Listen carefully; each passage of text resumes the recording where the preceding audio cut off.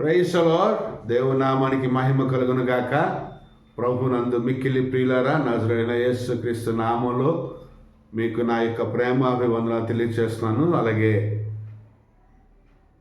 ఆన్లైన్లో వీక్షిస్తున్న మీ అందరినీ దేవుడు బహు మిక్కిలిగా దీవించి ఆశీర్వదించాలని కోరుతున్నాను.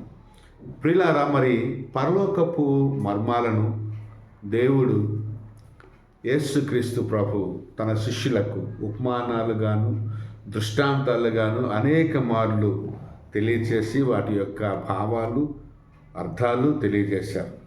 అర్థం కానప్పుడు మరలా అడిగి తెలుసుకోండి అని వారికి ఒక సమయాన్ని కేటాయించి మరలా అడిగిన వారికి అందరికీ కూడా ఆయన తేటతెల్లంగా అర్థమయ్యేటట్టు చేశాడు.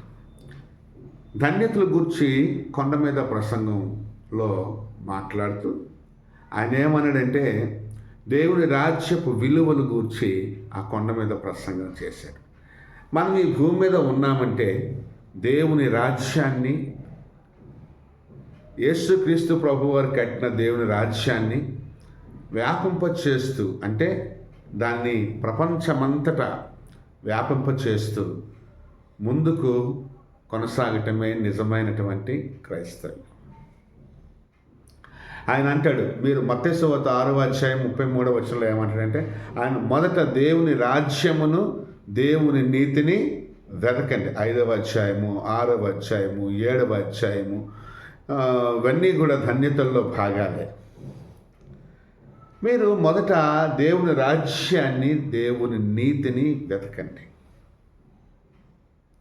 అప్పుడు అవన్నీ మీకు అనుగ్రహింపబడతాయి. ఇంకా మనం చాలా మార్లు ఇహలోక సంబంధమైన ఆశీర్వాదాల కొరకు, లేక ఆహారం కొరకు, వస్త్రం కొరకు, వసతి కొరకు ఇలాంటి చాలా ప్రసంగాలు చేశాం. కానీ ఈ రోజున ప్రత్యేకంగా మీతో నేను మాట్లాడాలనుకున్న విషయం ఏంటంటే, దేవుని రాజ్యము, దేవుని నీతి వెతకండి. దేవుని నీతి అంటే ఏంటి? రోమీయులకు రాసినటువంటి దేవుని రాజ్యం అంటే ఏంటి? రోమీయులు రాసినటువంటి పత్రిక అపోస్తలుడైన పౌలు గారు 14వ అధ్యాయం 17వ వచనంలో ఏమంటారు? దేవుని రాజ్యం అన్నపానాలతో కూడుకున్నది కాదు, కానీ నీతియు సమాధానము పరిశుద్ధాత్మయందలే ఆనందం. మనము ఆత్మయందు ఆనందిస్తూ ఉంటుంటాం. That's okay. మన జీవితాల్లో, మన పరిచర్య జీవితాల్లో, కుటుంబాల్లో మనకి ఏమి ఉన్నా లేకపోయినా దేవుడు ఉన్నాడన్న ఆనందం, సంతోషం మనకి ఉంటున్నప్పటికీ దేవుని నీతిని కనపరచడంలో ఒకంత మనము వెనుకంజలో ఉన్నాము అని చెప్పక తప్పదు. దేవుని రాజ్యపు నీతిని మనము అగపరచాలి, కనపరచాలి. ఒకరు మనల్ని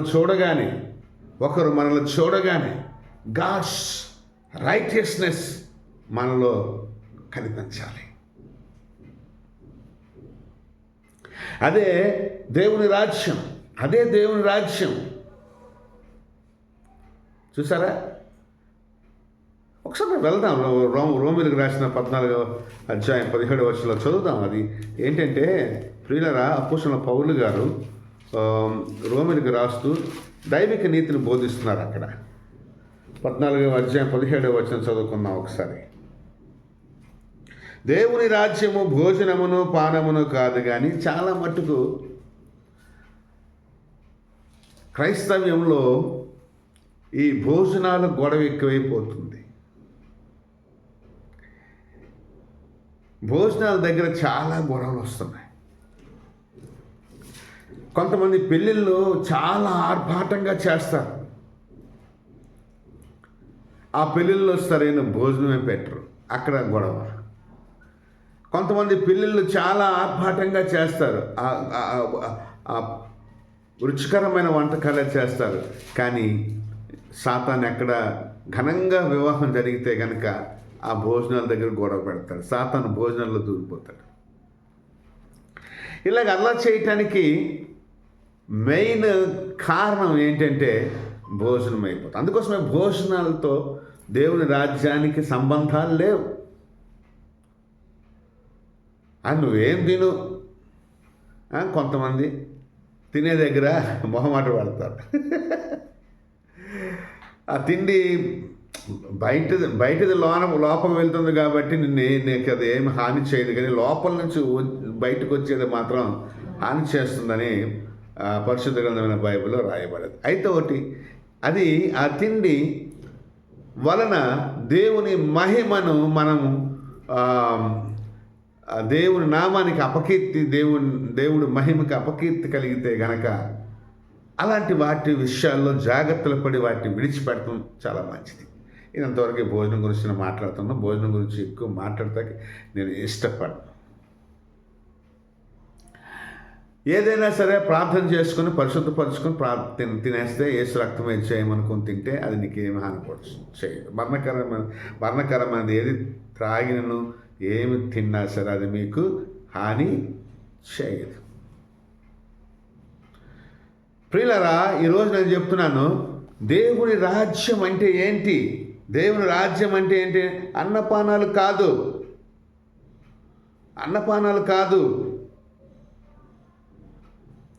భోజనం కాదు, పానం కాదు, కానీ నీతియు సమాధానము పరిశుద్ధాత్మని ఆనందమునై ఉన్నది. నీతి, దేవుని నీతే దేవుని రాజ్యము. God's righteousness is God's Kingdom.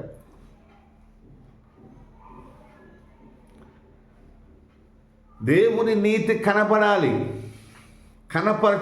ఉదాహరణకి ఆ మత్తయి సువార్త 5వ అధ్యాయంలోనే ఐ థింక్ 14వ వచనంలో, మీరు లోకమునకు వెలుగై ఉన్నారు, కొండ మీద నుండి పట్టణము మరుగై ఉండనేరదు. మనుషులు దీపం వెలిగించి కొంచెం క్రింద పెట్టరు, కానీ అది ఇంటి నుండి వారందరికీ వెలుగిచ్చుటకై దీపస్తంభం మీదనే పెట్టుదురు. ఆ దేవుని నీతే దేవుని వెలుగు, దేవుని వెలుగే దేవుని నీతి. ఆ వెలుగే జీవము, ఆ జీవమే నీతి. నువ్వు జీవంతో ఉన్నావంటే దేవుని నీతిని కనపరుస్తున్నావని లెక్క. దేవుని నీతి నీలో ఉందంటే దేవుని జీవం నీలో ఉంది, దేవుని వెలుగు నీలో ఉంది, దేవుని జ్యోతి నీలో ఉంది. హల్లెలూయా. నీతి కనబడాలి, దైవిక నీతి కనబడాలి. నేనే జీవమును అని అంటున్నాడు. అంటే ఆయనే నీతి, ఆయనే సమాధానం, ఆయనే ఆత్మ, ఆయనే వెలుగు. ఆయన నీతి కనబడుతుందంటే ఆయన కనబడుతున్నాడు, ఆయన వెలుగు కనబడుతుంది, ఆయన మంచితనం కనబడుతుంది, ఆయన జీవం కనబడుతుంది మనలో. నిన్ను చూడగానే యేసు కనబడాలి. యేసు యొక్క జీవము, నీతి, యేసు యొక్క వెలుగు కనిపించాలి. చూడండి, కొండ మీద ఉన్న పట్టణం అంట మరుగై ఉండనేరదు.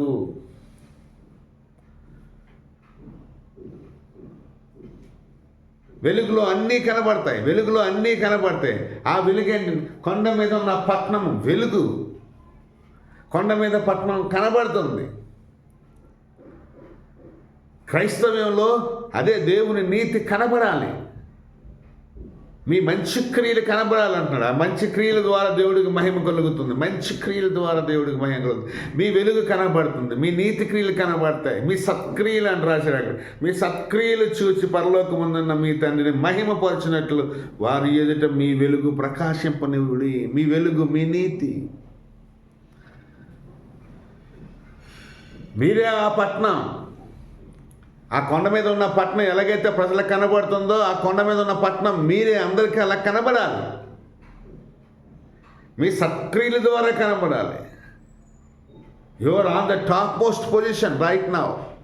ఆ కొండ మీద ఇంకొక పట్టణం లేదు. ఆ కొండ మీద టాప్ మోస్ట్ సిటీగా నువ్వు ఆ సిటీ ఎలా ఉందో, ఆ పట్టణం ఎలా ఉందో, నువ్వు కూడా ఒక ఉన్నతమైన స్థానంలో దేవుడు నిన్ను ఉంచినప్పుడు నువ్వు వెలుగుతుండాలి, నీ నీతి కనబడుతుండాలి, నీ నీతి రిఫ్లెక్ట్ అవుతుండాలి.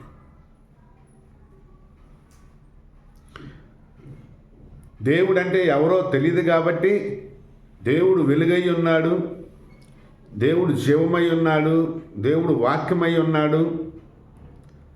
ఆ కుమారుడైన యేసు క్రీస్తు దేవుడు తండ్రి అయి ఉన్నాడు, దేవుడు కుమారుడై ఉన్నాడు, దేవుడు ఆత్మ అయి ఉన్నాడు.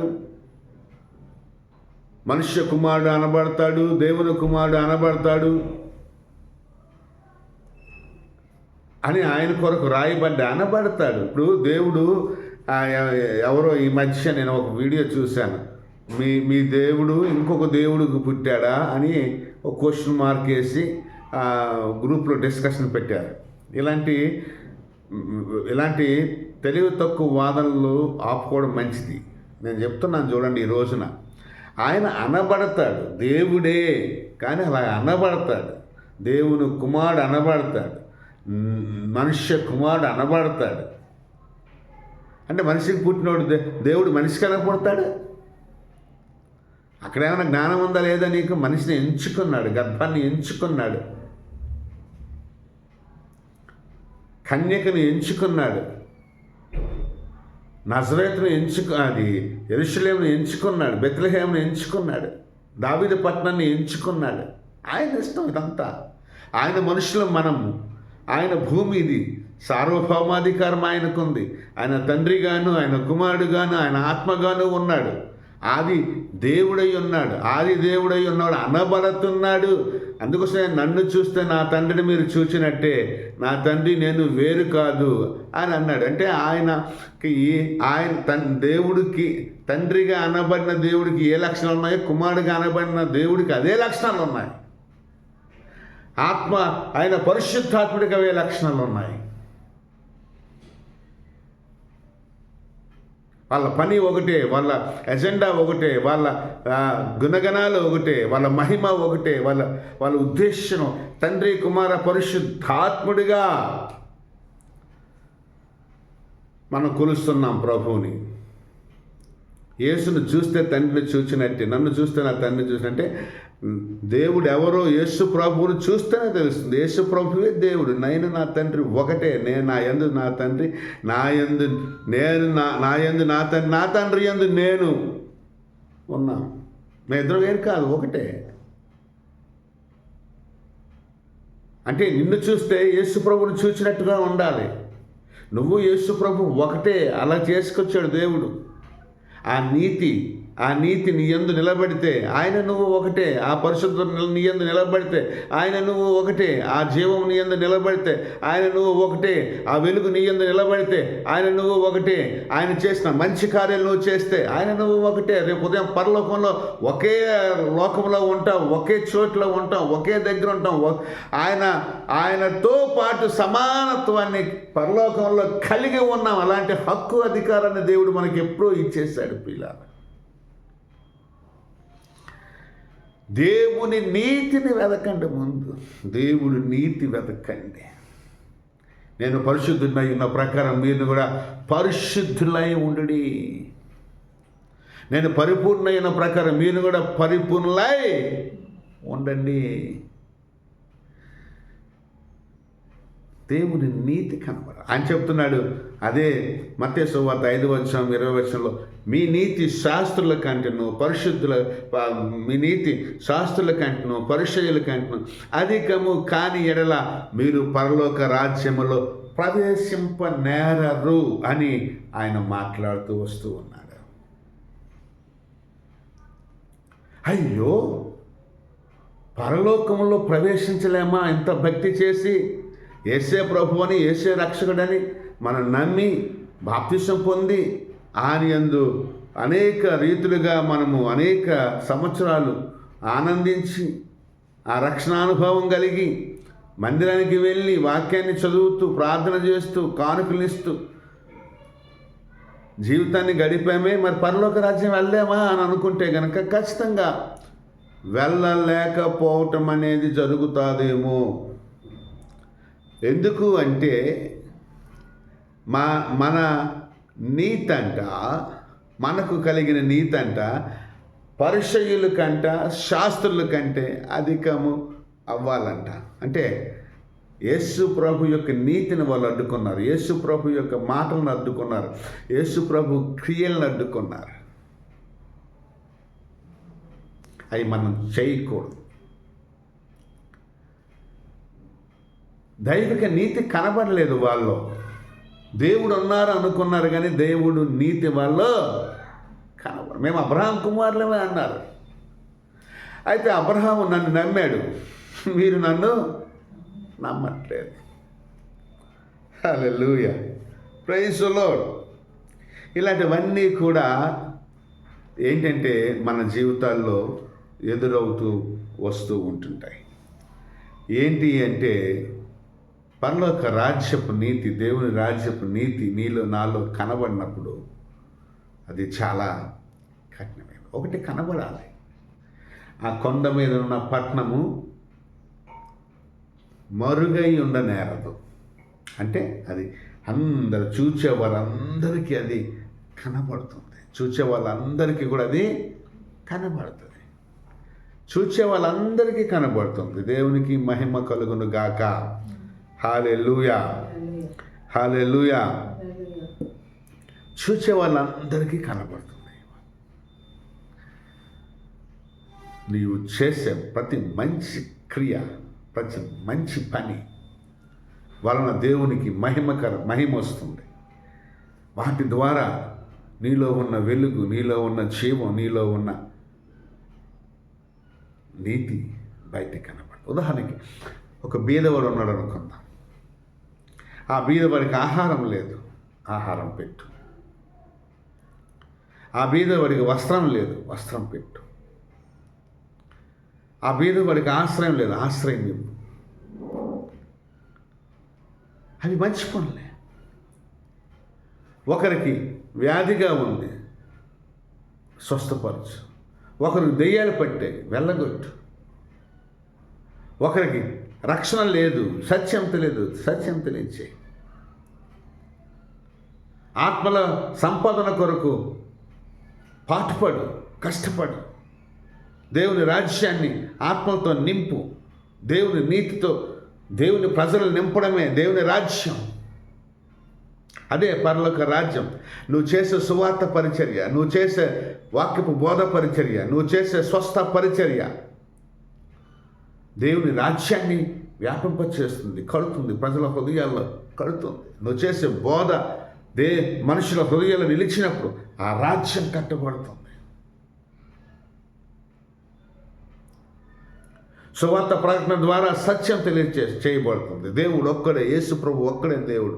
యేసు ప్రభు నమ్ముకుంటేనే పాప క్షమాపణ, యేసు ప్రభు నమ్ముకుంటేనే పరిశుద్ధత, యేసు ప్రభు నమ్ముకుంటేనే స్వస్థత, యేసు ప్రభు నమ్ముకుంటేనే జీవం, యేసు ప్రభు నమ్ముకుంటేనే పరలోకం వస్తామన్న సత్యం ప్రజలకు తెలుస్తుంది. అదే దేవుని రాజ్యము, దేవుని నీతి.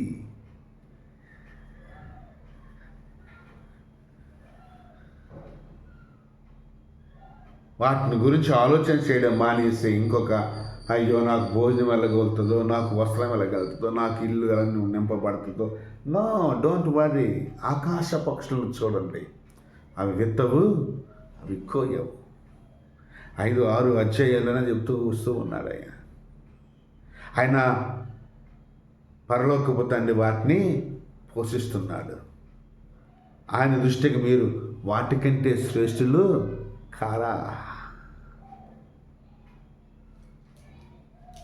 ప్రతి జంతువు, ప్రతి జీవి, ప్రతి పురుగు, ప్రతి పక్షి కన్నా ఆకాశంలో ఎగిరే పక్షి, ఆకాశ గగన తలాల్లో అంత ఎత్తుకి ఎగిరే పక్షిరాజు అయినా సరే, మనం ఎగరలేకపోతున్నా, అవి ఎగురుతున్నా సరే, కొండలు దాటుతున్నా, సముద్రాలు దాటుతున్నా, బలమైనటువంటి పక్షి జాతుల కన్నా నువ్వు గొప్పవాడివి కాదా? శ్రేష్ఠుడివి కాదా? ఇదిగో సదాకాలం నేను మీతో కూడా ఉన్నాను అని చెప్పిన సంగతిని, ఇచ్చిన వాగ్దానాన్ని మర్చిపోతున్నారా? మీరు సర్వలోకానికి వెళ్ళి సర్వసృష్టికి సువార్త ప్రకటించండి అని ఆజ్ఞాపించినటువంటి దేవుడు తర్వాత వాగ్దానాన్ని ఇచ్చినాడు అనే సంగతిని మర్చిపోతున్నావే. సదాకాలం, యుగ సమాప్తి వరకు సదాకాలం నేను మీతో కూడా ఉందును. నేను మిమ్మల్ని విడిచిపెట్టను, నేను మిమ్మల్ని వదిలిపెట్టను, మీ కుటుంబాన్ని వదిలిపెట్టను, మీ పిల్లల్ని వదిలిపెట్టను, మిమ్మల్ని పోషించడం మానను, మిమ్మల్ని నడిపించడం మానను అన్న చెప్పినటువంటి వాగ్దానాన్ని మనం మర్చిపోతున్నామే. ఆయన ఆజ్ఞలు గుర్తుపెట్టుకుంటున్నాం కొన్ని, కానీ ఆయన వాగ్దానాలను మర్చిపోతున్నామే. అని దేవుని ఆకాశ పక్షుల గురించి ఆలోచించండి, అడవి పువ్వుల గురించి ఆలోచన చేయండి,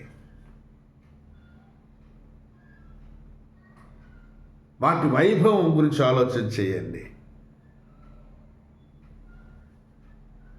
ఆకాశ పక్షులను దేవుడు ఎలాగైతే నువ్వు అది విచారిస్తున్నావు, అన్నపానాల కోసం విచారిస్తున్నావు, వస్త్రాల కోసం విచారిస్తున్నావు, వైభవం కోసం విచారిస్తున్నావు, ఎప్పుడు పెద్దవాడిని అవుతాను, ఎప్పుడు దీవించబడతాను, ఎప్పుడు సంపాదిస్తానా, ఎప్పుడు స్థిరపడతానా అని ఆలోచిస్తున్నావు. God knows about that. వాటన్నిటి కోసం దేవుడికి తెలుసు. నువ్వు విచారింపబడకు. నువ్వు విచారణ చెయ్యి, అంటే ఎంక్వైరీ చెయ్యు. Think about the fowls of the air and the flowers of the garden of the wilderness. Hallelujah. వాటికి అంత వైభవాన్ని ఇచ్చాడు దేవుడు, వాటికి అంత సౌందర్యాన్ని ఇచ్చాడు దేవుడు, వాటికి అంత వాసన ఇచ్చాడు దేవుడు, సువాసన ఇచ్చాడు దేవుడు. అవి ఉదయాన్ని అలాగ పుష్పించి సాయంత్రానికి వాటి జీవితం అంతమైపోతుంటే ఒక్క రోజులోనే వాడిపోతున్నాయి, రాలిపోతున్నాయి, మాడిపోతున్నాయి. అలాంటి వాటికి గొప్ప సౌందర్యాన్ని, వైభవాన్ని ఇస్తే నిన్ను ఎందుకు దేవుడు అంత వైభవంగా ఉంచుతాడు? అన్ని జనులు అన్నిటి కొరకు విచారిస్తారు. నువ్వు ఎంజాయ్ చేయడమే. దేవుని కృపలో, దేవుని నీతిలో, దేవుని జీవంలో, దేవుని వెలుగులో, దేవుని రక్షణలో, నీవు దేవుని రాజ్యంలో ఎంజాయ్ చేయి. You are dwelling in the kingdom of God. నువ్వు దేవుని రాజ్యములో నివసిస్తున్నావు అన్న సంగతిని మర్చిపోకు. నీ రాజు నిన్ను ఏలుతున్నాడు, నీ రాజు నీ హృదయాన్ని ఏలుతున్నాడు, నీ రాజు నీ జీవితాన్ని ఏలుతున్నాడు, నీ రాజు నీ సంగతిని చూస్తున్నాడు, నీ రాజు నీ కుటుంబాన్ని చూస్తున్నాడు అన్న సంగతిని మర్చిపోకు. నీ రాజు నీతోనే ఉన్నాడన్న సంగతిని మర్చిపోకు. నీ రాజుతో నువ్వు ఉన్నావన్న సంగతిని నువ్వు మర్చిపోకు. నువ్వు దేవుడితోనే ఉన్నావన్న సంగతిని మర్చిపోకు. దేవుడు నీతో ఉన్నాడన్న సంగతిని నువ్వు మర్చిపోకు. ఆయనతో ఉంటూ విచారిస్తూ ఉంటే ఆయనకే మనం మహిమ ఇవ్వటం లేదు, కాబట్టి ఆయన బాధపడే అవకాశం ఉంది. చాలా సున్నితంగా మనం ఆలోచన చేయాలా, సమాలోచన ఉండాలా. హల్లెలూయా, హల్లెలూయా. కాబట్టి ప్రియులారా, సదాకాలం మనతో పాటు ఆయన ఉన్నాడు. మనము మంచి పనులు చేస్తూ మన వెలుగు మన నీతి, మనం ఈ లోకంలో ఆ కొండ మీద ఉన్న పట్టణం ఎలాగైతే మరుగై ఉండనేరక మన పనులు అలాగ మరుగుగా ఉండకుండా బయటికి కనబడినప్పుడు అక్కడ దేవుని రాజ్యము కట్టబడుతుంది నీ ద్వారా, వ్యాపింప చేయబడుతుంది నీ ద్వారా అని నువ్వు తెలుసుకోవాలి. నంబర్ 2, 13వ అధ్యాయము, మత్తయి సువార్త 13వ అధ్యాయము 44వ వచనాన్ని మనం చదువుకుందాం. Praise the Lord. హల్లెలూయా. మత్తయి సువార్త 13వ అధ్యాయము 44వ వచనం అనుకుంటున్నాను. చదవండమ్మా ఒకసారి. स्वर्ग का राज खेत में छिपे हुए धन के समान है, जिसे किसी मनुष्य ने पाया और छिपा दिया और मारे आनंद के जाकर अपना सब कुछ बेच दिया और उस खेत को मोल ले लिया। చూసారు ఇక్కడ పరలోక రాజ్యము పొలములో దాచబడిన ధనమును పోలి ఉన్నది. పరలోక రాజ్యము పొలములో దాచబడిన ధనమును పోలి ఉన్నది. ఒక మనుష్యుడు దాన్ని కనుగొని దాచిపెట్టి అది దొరికిన సంతోషంతో వెళ్ళి తనకు కలిగిన దాంతో అన్న పొలమును కొని ప్రైజ్లో హల్లెలూయా. రెండోది ఏంటంటే దాచబడిన ధనము. పొలములో దాచబడిన ధనము ఇది కనిపించదు ఎవరికి. దాచింది ఎవరికి కనపడదు, కట్టబడింది కనబడుతుంది. కొండ మీద ఉన్న పట్టణం, కొండ మీద కట్టిన పట్టణం కనబడుతుంది. పొలములో దాచింది కనబడదు. దాచింది అనగా పొలములో విత్తినది అది కనపడదు. విత్తువాడు సరిగా కనబడడు, విత్తనము కనబడదు. అంటే దేవుని సేవకు ఇచ్చినది, దేవుని సేవకు విత్తినది, దేవుని పొలములో దాచినది, దేవుని రాజ్యములో దాచినది అది ఎవ్వరికీ కనబడదు అంటున్నాడు ప్రభువు. మీరు భూమి మీద మీ కొరకు ధనమును కూర్చుకొనొద్దు అని అంటున్నాడు.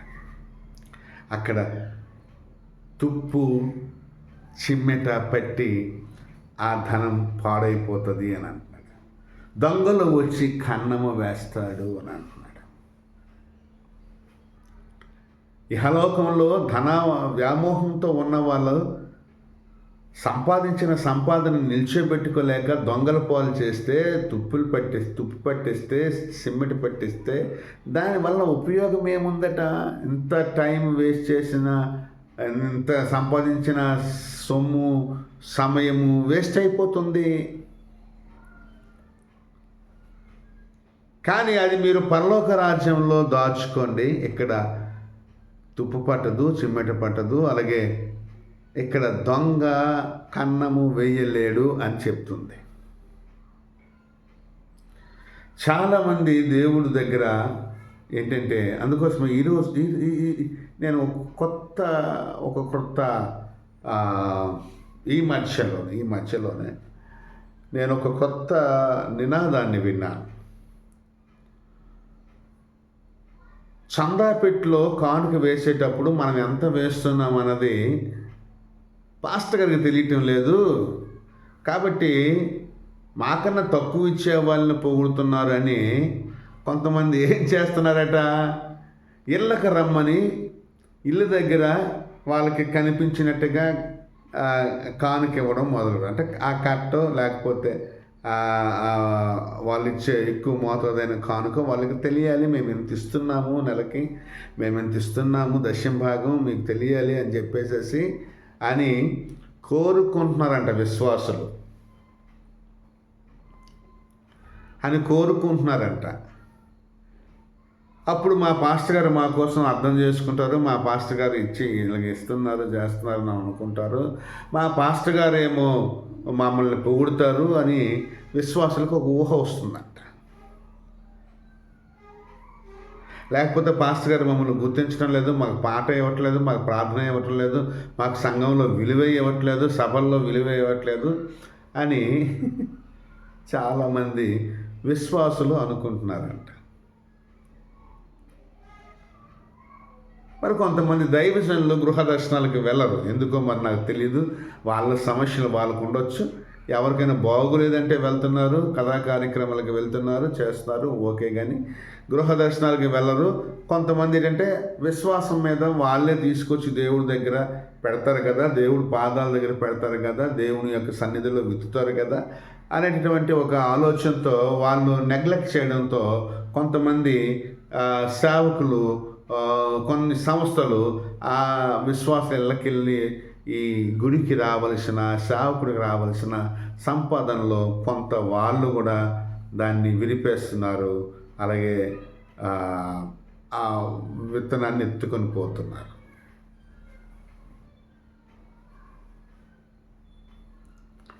హల్లెలూయా.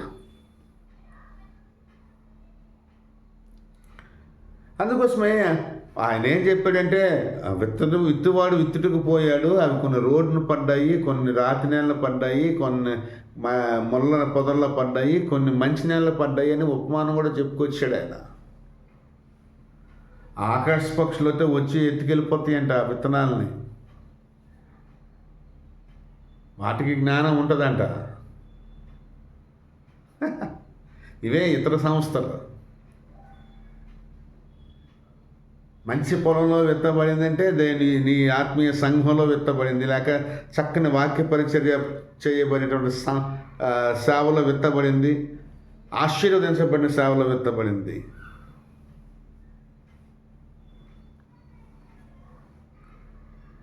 ఇప్పుడు ఇంటికి రోజుకు 10 మంది పాస్టర్లు వస్తే 10 మంది పాస్టర్లకి ఎలా సహాయం చేయగలుగుతారు? చిన్న చిన్న చితక లేకపోతే చిన్న చిన్న బతుకులతో ఉన్నటువంటి కుటుంబాలు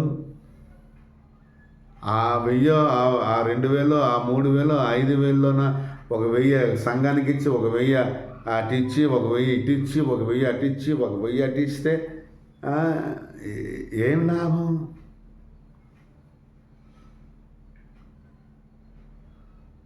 ఇవన్నీ కూడా మనం ఆలోచన చేసుకోవాలి. బట్ దాయడం మంచిదే, దాయటం మంచిదే, ప్రేరేపణ మేరకు ఇవ్వటం మంచిదే, తప్పు కాదు. That's not bad.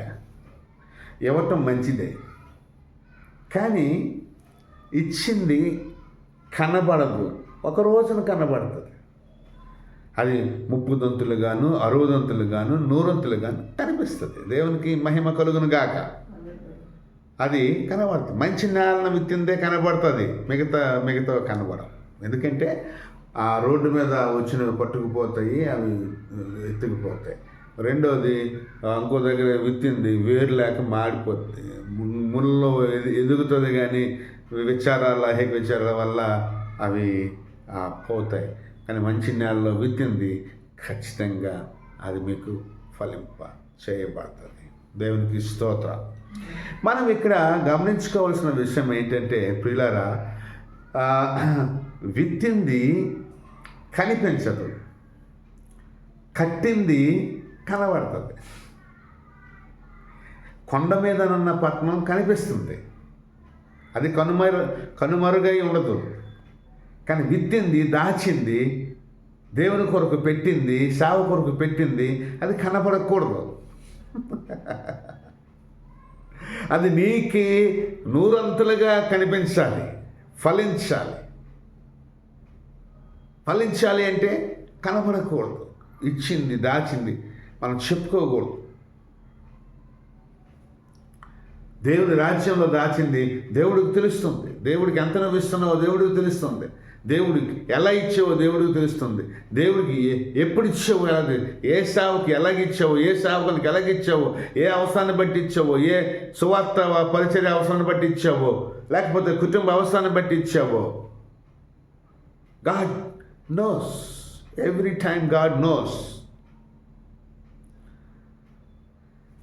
కాబట్టి అది నువ్వు బయటికి కనపరచనివ్వకున్నా ఏం చేయాలి అంటే, దేవా నీకు ఇచ్చాను, ఓకే, 100 ప్రతిఫలం దయచేయి, ప్రతిఫలం దయచేయి, ఫలింపు చేయి.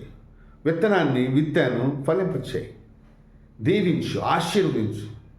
ఇంకా అనేక రీతులుగా విత్తుటకు సమృద్ధినివ్వు అని ప్రార్థన చేసుకోవటమే. దేవుడి నీతి, ఇది కూడా నీతే, ఇది కనబడకూడదు. దేవుడు నీతి కనబడాలి, దేవుడి నీతి కనబడకూడదు. ఇవ్వటం దేవుడి నీతే, దేవుడి మార్గమే, దేవుడి మనస్సే. పరలోక రాజ్యము దేవుని రాజ్యపు నీతే. అది మీరు పరలోక రాజ్యంలో దాచుకోండి, కూర్చుకోండి అని అనడం దేవుడి నీతి. అది కనబడకూడదు. కొండ మీద ఉన్న మన క్రియలు కనిపించాలి, మన పనులు కనిపించాలి, దేవుడికి మహిమ రావాలి. హల్లెలూయా. ఇక్కడ చూద్దాం. మత్తయి సువార్త 6వ అధ్యాయము 19-20 వచనాలు మనం ఒకసారి చదువుకుందాం. అక్కడే మత్తయిలోనే ఉందాము అన్నీ. 6:19-20లో ఏం రాయబడి ఉంది? పరలోకమందు మీ కొరకు ధనము కూర్చుకొనుడి.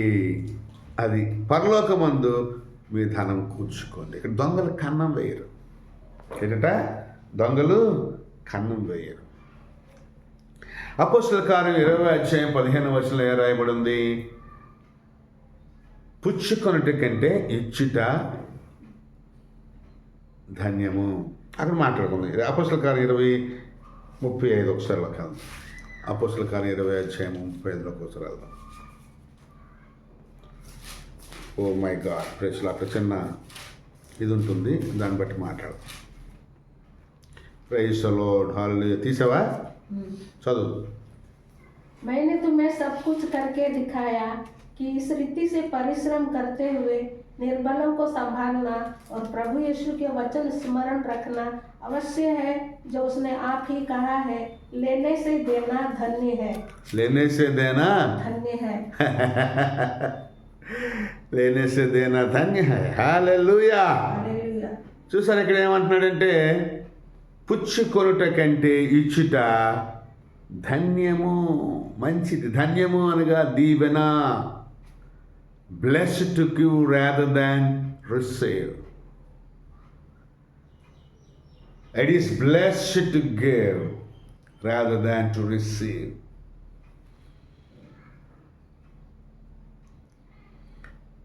చూసారా? అని ప్రభు అయిన యేసు చెప్పిన మాటలు జ్ఞాపకం చేసుకోవాలి. జ్ఞాపకం చేసుకోవాలి. ఈరోజు నాకు జ్ఞాపకం చేసుకోవాలి. దేవుడు మాటలు జ్ఞాపకం చేసుకోవాలి.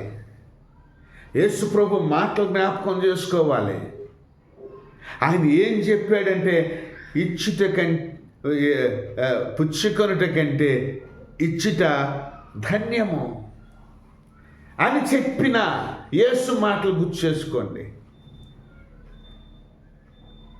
దేవా నన్ను గుర్తు చేసుకో, దేవా నన్ను గుర్తు చేసుకో, దేవా నన్ను గుర్తు చేసుకో, దేవా నన్ను గుర్తు చేసుకో అని పలకడం ఒక వంతు అయితే, ప్రార్థించడం ఒక వంతు అయితే, దేవుడు చెప్పిన మాటలు గుర్తుంచుకో. నాణ్యానికి రెండో వైపు ఇవి ఉంటాయి.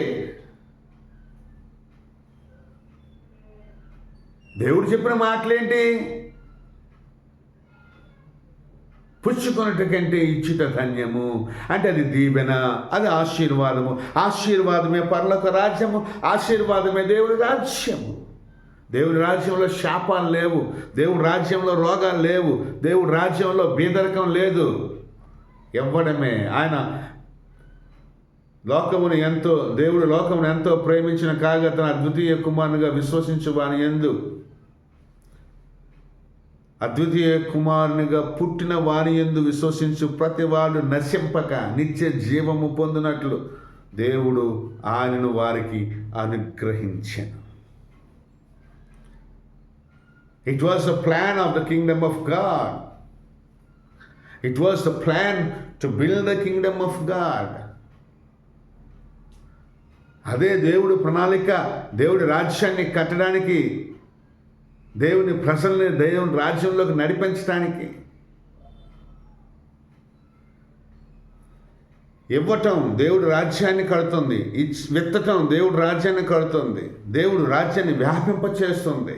అది దీవెన, అది ధన్యకరము, అది ధన్యత, అది ఆశీర్వాదం. ఇవ్వటం అనేది యేసు ప్రభు చెప్పిన మాటలు, యేసయ్య మాటలు అయ్యే. అది చదువమ్మా, అది మంచి మాట అక్కడ అని వేసే. లేనేసే దేనా ధన్య హాయ్. తర్వాత చదువు. అదే లాస్ట్ లో ఉంది. అక్కడ యేసు చెప్పిన మాటలను గుర్తుందా?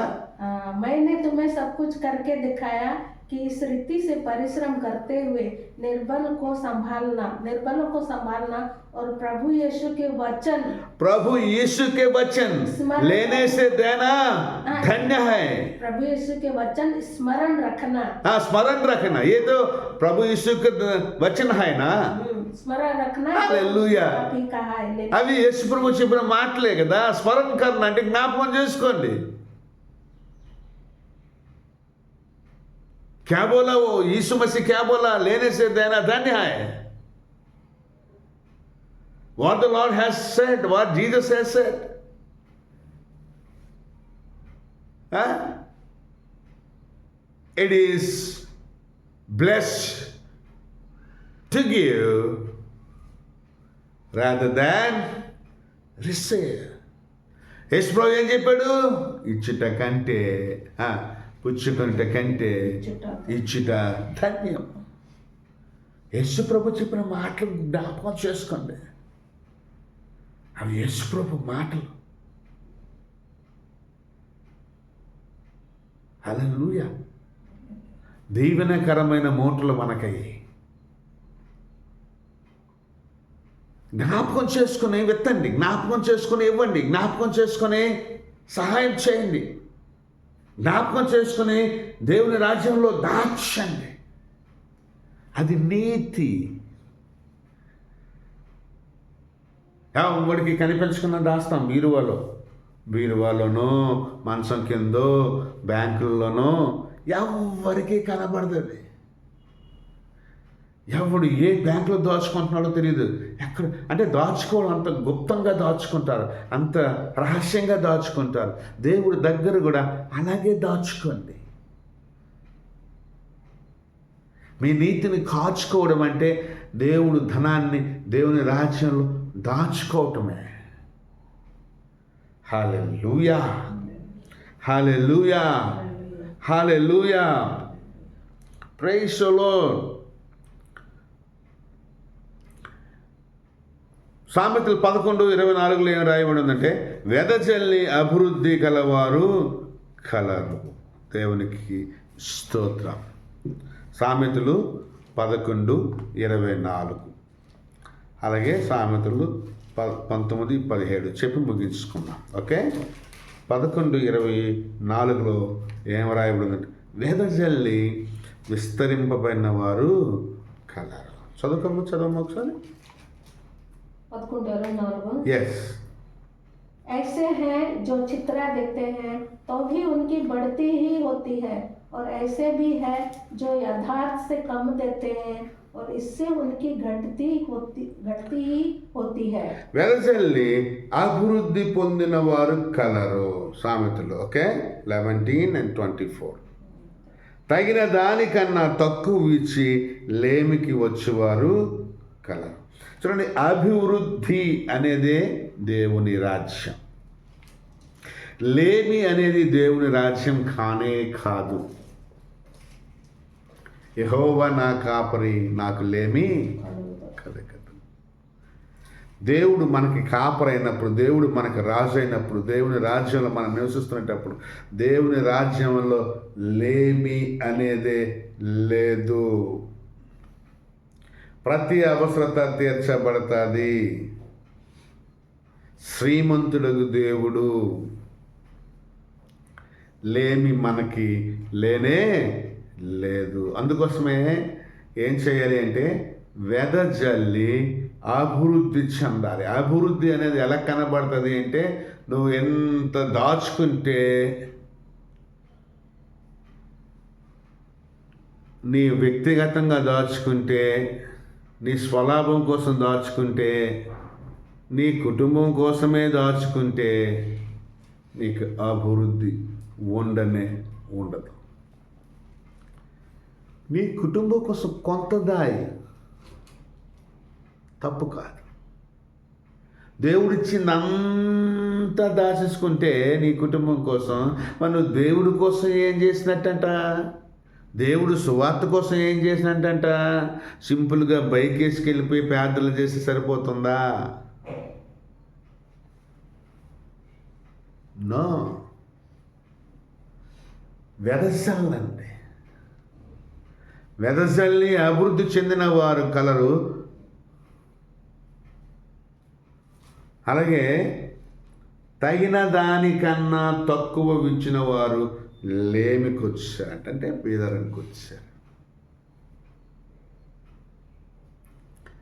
ఇది మనం అలవాటు చేసుకోవాలి ప్రియులారా. అభివృద్ధి అనేది పరలోక రాజ్యానికి సంబంధించింది, దేవుని రాజ్యానికి సంబంధించింది. విస్తరింపబడటం, అభివృద్ధి చెందటం, దీవించబడటం, ఆశీర్వదించబడటం దేవుని రాజ్యపు లక్షణాలు, దేవుని నీతి లక్షణాలు. హల్లెలూయా, హల్లెలూయా. అందుకోసం మొదట దేవుని రాజ్యాన్ని వెతకాలి, దేవుని నీతిని వెతకాలి. 19:17 సామెతలు 19:17.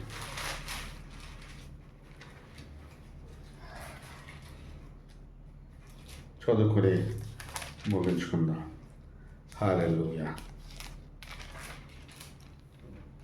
19:17. బీదలను కనికరించువాడు యెహోవాకు అప్పించువాడు, వాని ఉపకారమునకు ఆయన ప్రత్యుపకారము చేయను. Praise the Lord. హల్లెలూయా. బీదలకి ఇవ్వటం, నేను చెప్పాను కదా, మొదట చెప్పాను కదా,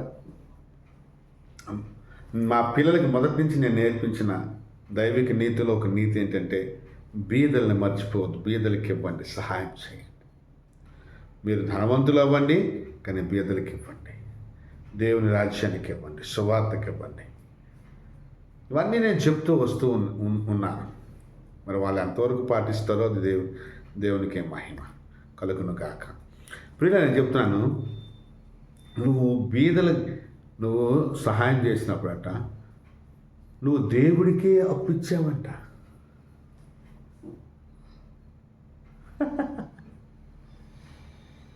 బీదలకి సహాయం చేస్తే దేవుడికే అప్పిచ్చావంట.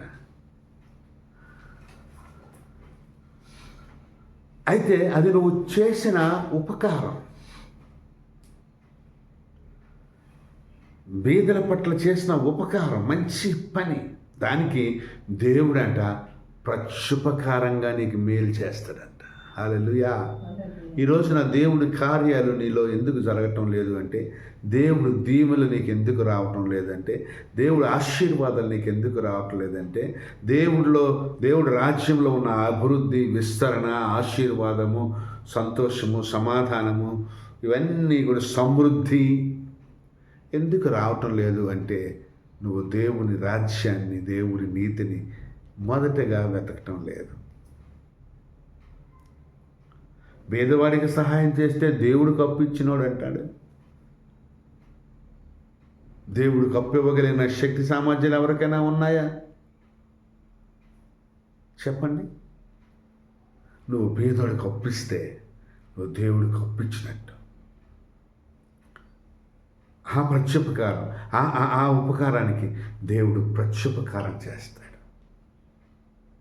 దేవుడు మేలుతో నింపుతాడు, దేవుడు ఆశీర్వాదంతో నింపుతాడు, దేవుడు ఉన్నత స్థానానికి దేవుడు నిన్ను తీసుకొస్తాడు.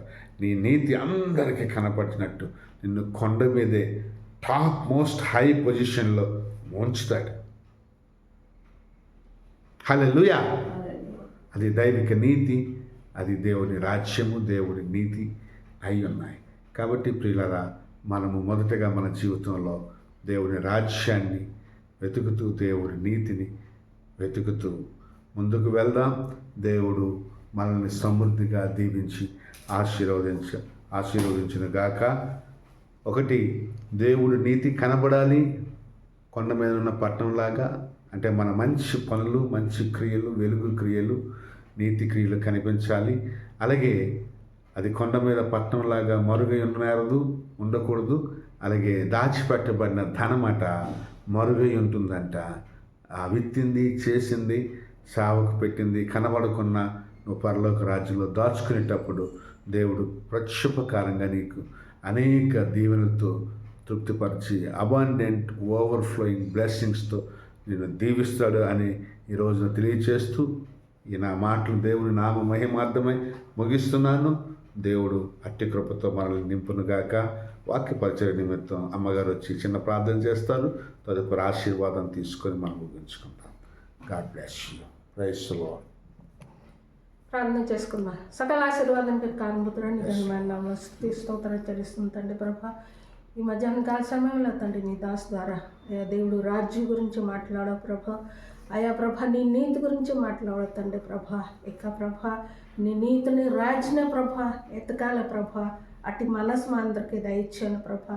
నీ నీతి ప్రభా మనలో కనబడాలి తండ్రి. నీ జీవం ప్రభా, నీ వెలుగు ప్రభా, నీ ఆనందం మనలో కనబడాలి తండ్రి. యేసయ్య దేవా అట్టి రీతిగా మమ్మల్ని దీవించండి తండ్రి, ఆశీర్వదించండి తండ్రి ప్రభా.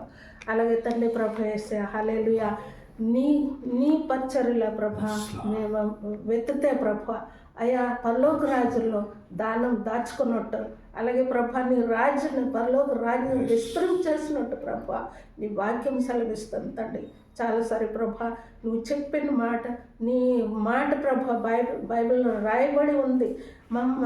నేను చెప్పిన మాటని స్మరణం చేసుకో, జ్ఞాపం చేసుకో. అయా ప్రభా పుచ్చుకుంటా ఇచ్చుట ధన్య ప్రభా నీ వాక్యం చెప్తాను తండ్రి ప్రభా. యేసయ్య దేవానికి స్తోత్రాలు తండ్రి. అలాగే ప్రభా బీద ప్రజలను ప్రభా ఆదరించడం, వాళ్ళని ఇవ్వడంలో తండ్రి ప్రభా మమ్మల్ని దీవిస్తావు, ఆశీర్వాదిస్తావు. కాబట్టి ప్రభా ఈ విని మాటని ప్రభా హృదయంలో భద్రపరచండి తండ్రి. అలాగే ప్రభా ఈ ఆన్లైన్ ద్వారా ఎంతోమంది ప్రభా శ్రద్ధగా ఆనందంగా ప్రభా నీ జీవం అనే మాట విన్నారా తండ్రి. ఈ వాక్యంలో ప్రభా బిడ్డను స్థిరపరచండి, ఫలించండి ప్రభా, హృదయంలో ఫలించేటట్టుగా బహుగా దీవించబడినట్టుగా ప్రభా ప్రతి కుటుంబికిని ప్రభా ఆశీర్వాదించండి, పేరు పేరుని దీవించండి ప్రభా. అలాగే పరిచయ కొరకు ప్రార్థిస్తాను. ప్రతి బిడ్డ ప్రతి కుటుంబికిని ప్రభా పేరు పెట్టి దీవించండి, ఆశీర్వదించండి. అలాగే మా పరిచయం దీవించండి, మా కుటుంబికిని మా బిడ్డలను దీవించండి ప్రభా. సంఘంలో పరిచయంలో జతపరచని ప్రతి బిడ్డని జ్ఞాపకం చేసుకొని ప్రార్థిస్తుందండి. ప్రతి ఒక్కరిని దీవించి ఆశీర్వదించి నీ నామకి మహిమ తెచ్చుకొని ప్రార్థిస్తుందండి.